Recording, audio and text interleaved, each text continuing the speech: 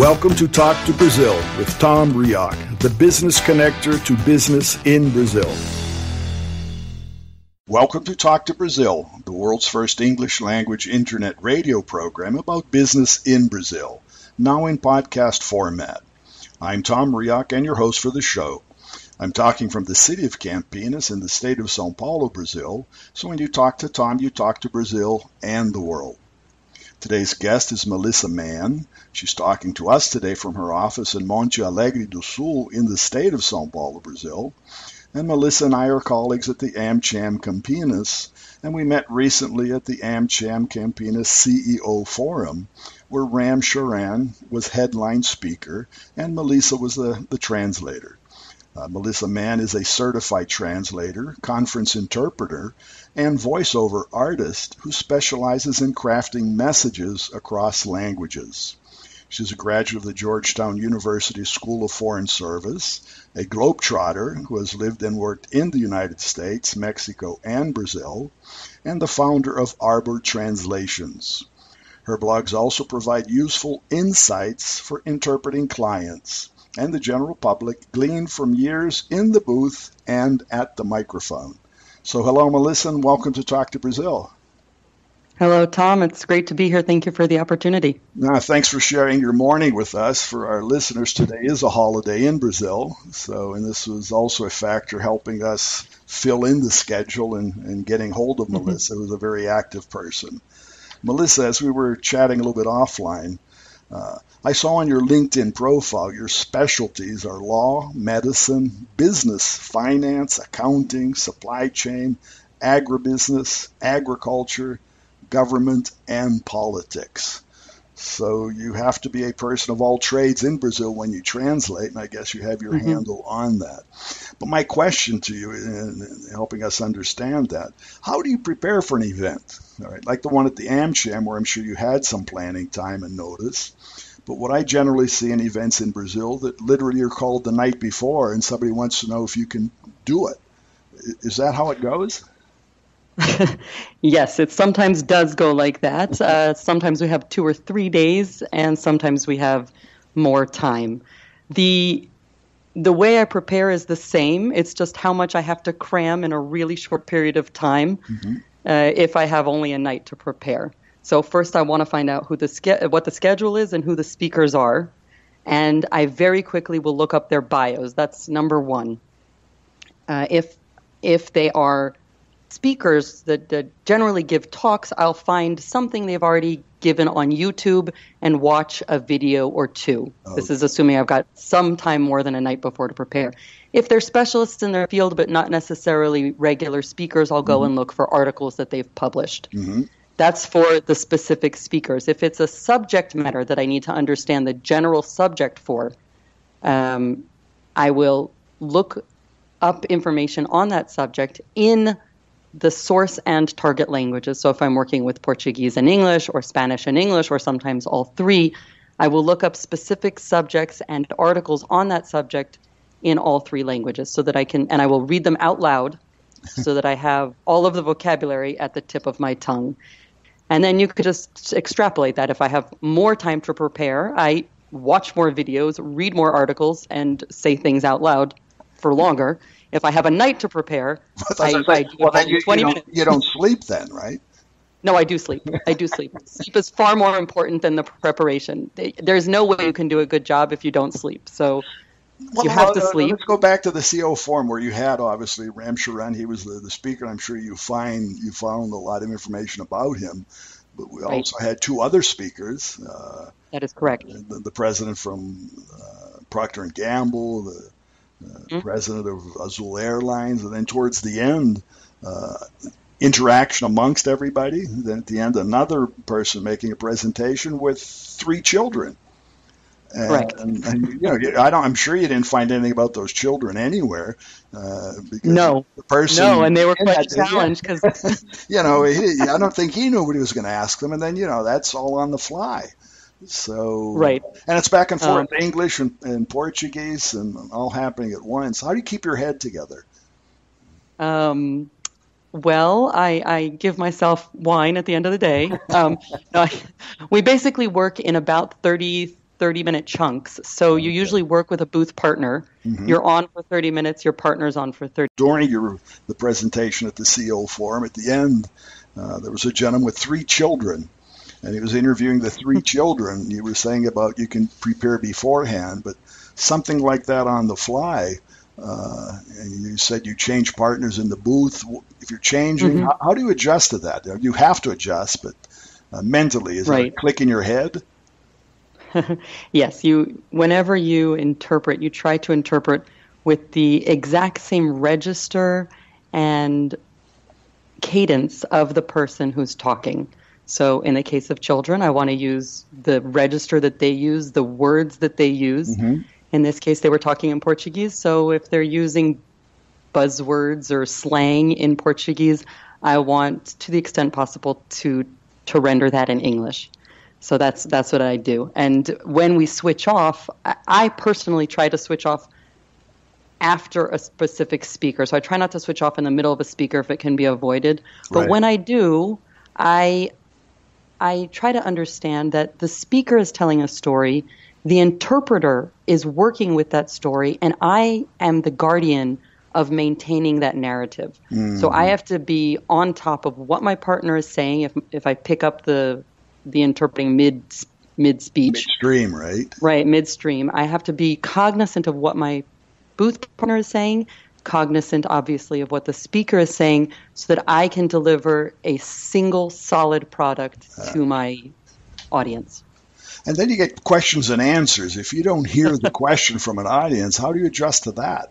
Because many times what I see, the person's on the stage, somebody from the audience makes a question, but you can't hear it. I mean, even I was part of the audience and I couldn't hear it because they didn't give them a microphone. So, and the speaker on the stage is answering something that people aren't aware of what the question was. Right. Well, if we get the opportunity, we do ask the speakers to repeat questions, even when the question is asked using a microphone, which is obviously what we need because we get the audio feed through the microphone. Mm-hmm. But we always ask the speaker to repeat the question anyway, if we get that opportunity. It's just good. It's good to resituate the audience. It's sometimes good to pare down the question because Brazilians like to go on and on with questions, for example, and it gives us in the booth the opportunity to hear the question twice. Right. Usually in the summarized version the second time. So it's helpful for everybody. Our monolingual audience listeners, our bilingual audience listeners, the interpreters, and the speaker, him or herself. So. But when that doesn't happen, we hope that the person sitting next to us in the booth can help us out, and sometimes we have to just go by context. Yeah, that was part of it. I was in the audience there, and I really wasn't sure what the questions were because the person saying them, I couldn't, they weren't heard. I couldn't hear them. And unfortunately, the speaker didn't repeat it in a way that could be understood. So. Right. Yeah. So there are 2 issues there. One is when you can't hear it because there's some sort of audio issue. There's no microphone being used. Right. And another is when the question is just incomprehensible. It just doesn't make sense. There's and many times it's not a question, right? It's sort of a here I am, right? Right. I'm upset that you didn't ask me to speak, so I'm going to use my 5 minutes here to pretend like I am the speaker. I want to ask you a cultural question now because how long have you been in Brazil? 14 years. Okay, well, these 14 years, you have a general feeling, and I've seen you. We've been together in a number of events, and we've worked a number of different situations. Obviously, you've adapted culturally usually to the Brazilian way of speaking and listening and translating, and the look and feel of what's happening. And because of your specialties, you have really a good cross-section of really what's happening in Brazil, from law, medicine, government, agribusiness, what have you. You mentioned offline, you have to pick up the slang, the words that are specific. Does that also come from pre-training, or is that based on the person making the presentation? Yes, well, there's the training for the technique of interpreting, and we do train that. When we study in school, we study how to interpret and the techniques behind interpreting, and it's a skill that we practice on a regular basis, just like a piano player. Mm-hmm. That's one thing. But then there is the specific to the industry vocabulary and jargon, and that comes from just being a curious person and reading. Mm-hmm. So reading, learning, listening, keeping your eyes and ears open. It's the kind of kid that loves to read the back of cereal boxes. That's what an interpreter has to be. You've got to read trade journals. You've got to read case law. Sometimes you've got to read majority opinions of the Chief Justice of the Supreme Court. I mean, you've just got to read and listen to everything. Obviously, you're going to direct it for a specific event to whatever that event is about, but that's what you've got to do. You've got to be able to talk everyone's talk. Well, you're making me laugh because one of my habits is actually reading cereal boxes. And now, when I came to Brazil, I didn't speak Portuguese, and I agree with you. Pick up the language to pick up, and ask questions about a language is reading and trying to understand, and then asking people about the things you don't understand. And there's all kinds of things on a cereal box that are you can't even understand them in any language. So. Should you be eating that cereal then if you can't understand them? Yeah, a loaf of bread today. There's more in the back of a loaf of bread than just bread. And so it's amazing. But that's how you pick it up. Now, what are the cultural differences? You've translated. You've done conferences in the States. Before we talked, you said in Mexico. You have a few in Europe, Brazil. What are the differences? Because most of the events here, and again, only 3 to 5% of Brazilians speak English. Right. Using the CEO Forum again as the probably 800, 900 people in the audience. The vast majority had headphones and were using the translation. And that's pretty across the board. Most Brazilians don't speak English. And many of the persons coming from Europe or from the States, or even Ram Charan, he speaking in English. Correct. What's different considering Brazil, U.S., Mexico, and Europe? Okay, for the translating and interpreting industry specifically, what's different is the market. And in the United States, most of the events require speakers to speak in English.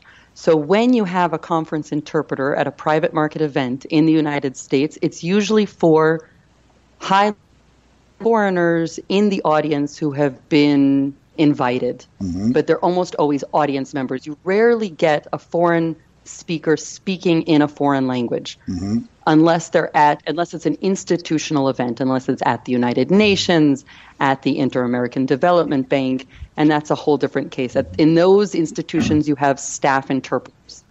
So in the U.S., when you have conference interpreters, they're almost always going into a foreign language, so not into English, for audience members. You will have bidirectional interpreters in the courts and in the hospitals. Those are community interpreters. We don't have them. We have very few of them in Latin America. In Europe, it's a mixed market where you have a lot of institutions. So you have a lot of staff interpreters at NATO and the European Commission, etc. And you also have a private market similar to what you see in Latin America. So you have both going on in parallel. In Latin America and in Asia and in Africa, actually, the private market is great. It's vast because you often bring in foreign speakers. You'll have events with speakers speaking both in the local language and in English mixed throughout the day. These are for bigger events. I'll talk about smaller events later. You'll have mixed speakers, and you therefore need interpreters who are bilingual in the booth. They'll go back and forth between those languages. So it's great because you get a whole range of topics that you otherwise wouldn't get, that you don't get in the U.S., you don't get as much of in Europe, but in Latin America, you can get pretty much any subject you want. That's for the large events. And then also there's the opportunity with smaller events. So there are far more opportunities in places where the private market is stronger and where there's a lot of investment interest. So Brazil, for example, Latin America, to have smaller events or even just field visits. So people visiting factories, people visiting the fields come from abroad, and then that kind of informal interaction. So there's a lot of. You also do that here in Brazil?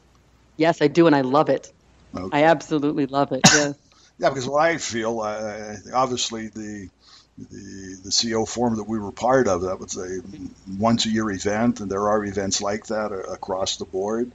But I would imagine if a corporate client of yours is having an event, let's say a sales meeting for all of their personnel in Latin America, they would be bringing everybody in, so that would be pretty specific.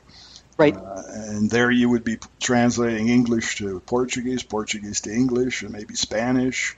Right. It's usually double. That's happening now in Brazil, because Brazil has become the hub for Latin America and for many corporations. So the need for Spanish and Portuguese at the same time. Correct. That is exactly what is happening, and we frequently translate regional sales events or regional rep events. So it's a smaller events, 50 people max, sometimes just 20, 30. They tend to bring in reps or even executives from all over Latin America, and it's usually a 2-day event max. And yes, we will have 2 booths running so that we can cover all 3 languages. You do that separately. That would be my question. Then you're taking the Portuguese booth, the Spanish booth, and that's how you separate yourself. And then we go back into English. So yes, and we also with the 2 booths, you're able to go back into English. So you actually cover 3 languages with 2 booths. So here, when we say the Portuñol, that doesn't really work in conferences, does it? Oh, people try. I know they try. They try because they also want to cut corners. Yes, this is actually something quite sad, that they will bring in people from all over Latin America and then decide that the language is going to be Spanish and English only.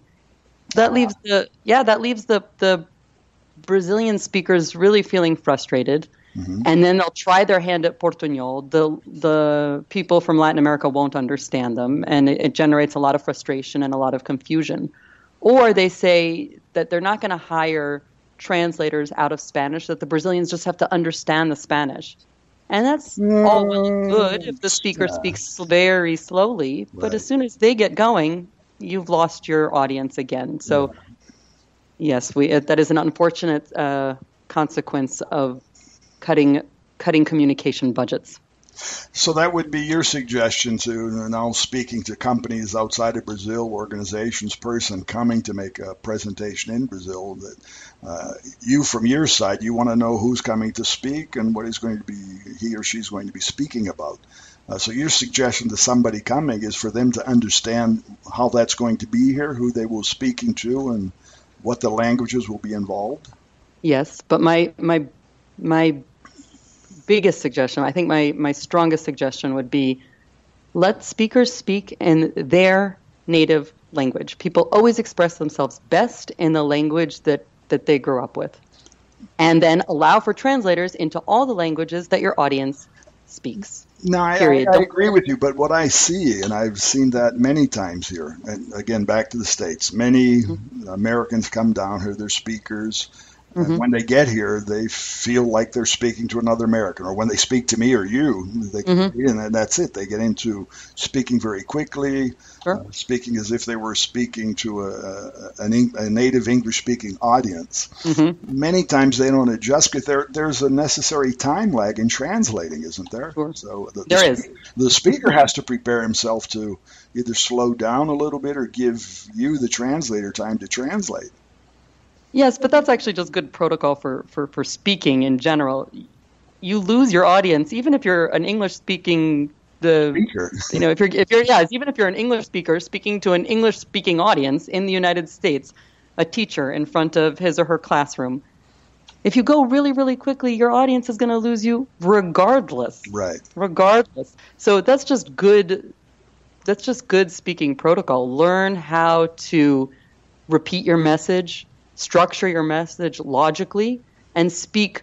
You don't have to speak ridiculously slowly, but speak slow enough to be able to read your audience and make sure that they're getting everything that you want them to get. Yeah, let it sink in. Let it sink in. And then if you do that, if you're a good speaker, we will make sure that your message gets translated properly into Portuguese or Spanish or whatever it needs to be translated into. The challenge is if you're a bad speaker. The flip side of that also works. I'd say for Brazilian speakers, Brazilian professionals, business owners, what have you, they also have to adjust when, let's say they go to the States and they'll be speaking, and the need for translating, it's the same thing. Mm-hmm. It is. But we practice different types of speakers, and we know that not everyone is going to be a professional motivational speaker. Right. So practice all different types of speakers, the fast speakers, the people who don't know how to structure their arguments, the people who start sentences midway through the sentence, want to change their mind, to start all over again, and you sound like an idiot in the booth who just said half a sentence that goes nowhere. So we learn to adjust to all these different types of speakers. It usually takes about 2-3 minutes for you to figure out what type of speaker you've got if you haven't seen this person on YouTube ahead of time. If you've seen them on YouTube, then you know already what you're getting into. Very good. Well, that's great. So what were your suggestions to any company, any person coming to Brazil? Coming to Brazil. Yeah, coming to speak for an event, for whatever. What do you say they look to using to be prepared to speak well here, to be received and understood well? I actually think that most people who come to Brazil and who are going to present in Brazil, I find that they actually do their homework. So they do look into they do their homework in terms of how to prepare for a speech, period, regardless of the country, and they also do their homework on Brazil. I think what they need to just keep in mind is that Brazilians will not say no. I think that's probably the biggest cultural thing, right? So make sure that you want to probably double check, is this going to happen the way I've planned it? Is this actually what I'm going to get? And you may have to ask a couple times to make sure that you get what you need as a speaker. But I do find that most foreigners prepare quite well for coming to Brazil. They do their homework. I don't know how many Brazilians do their homework for. That's the other side. Foreigners coming to Brazil. Do the venues here, do the event promoters, do they prepare well? Probably less so. Okay. Probably less so, right. They forget that they are bringing in these big names a lot of the time, or specialists, or their guru, or whoever they're bringing in. And the most important thing is getting that message across to their audience, and then making sure that whatever that audience says gets properly translated back to the specialist so that there can actually be a dialogue. And they forget that a key part of that communication is the person who's translating, or the people who are translating. And it's often an afterthought, and that creates a serious bottleneck. So I think the biggest bottleneck that I find as a service provider and as a solution provider is these event coordinators. Not always. There's some great ones out there. There's some great ones who think far in advance and who have this macro vision, but they kind of fail. They're putting all their eggs in the basket of this great person is coming, but there's a lot surrounding that communication that needs to happen for that communication to be as successful as possible. Well, that's great. Now, I'm going to thank you. We're coming to the end of our time, Melissa, but this has been an education, and this is also something that I feel and not only see and hear, but the importance of communication. And I don't want to underestimate that for persons or companies coming. Really have their checklist and make sure that, and your point to the Brazilians is never say no. That's important. Never say no. And the other side, they say everything is okay. You might want to double or triple check. Double or triple check. If you've got a presentation, send it over to the interpreter ahead of time. We always love them. And bring it in various forms too, right? Yes, and the fact that you've sent it doesn't mean that it's uploadable. So, ask to speak to the interpreter before the event. That's always wonderful. We love meeting people. Very good. So thanks again. I want to let you go back to your birds in the forest up there in Monte Alegre do Sul and have the rest of your day off. In Brazil, it's the holiday, okay? Thank you, Tom. Enjoy your day off as well. And certainly we'll be back in other events and just be seeing you again, okay? I look forward to it, Tom. Thank you. Thank you. I would also like to invite our guests to visit our site, which is Talk2Brazil.com, where you'll find today's interview with Melissa Mann. And I want you to write that. Melissa is Melissa, and her last name is Mann. You'll find links to her LinkedIn profile and also her company, which is www.arbor-tr.com. You can also find this and our previous shows of Talk to Brazil on Spotify, Google Podcast, Apple Podcast, TuneIn, Himalaya, and many others. Thank you, our audience, and our sponsor. Today's program was brought to us by Focus MI Market Intelligence, and Focus MI specializes in market research for the Brazilian agricultural market. And more about them on their site, which is focusmi.com. Send your suggestions or comments to me at tom@talk2brazil.com and join the Talk2Brazil group on LinkedIn and follow our discussions. So remember, when you talk to Tom, you talk to Brazil and the world. Thanks for listening to Tom Reaoch on Talk to Brazil, the business connector to Brazil.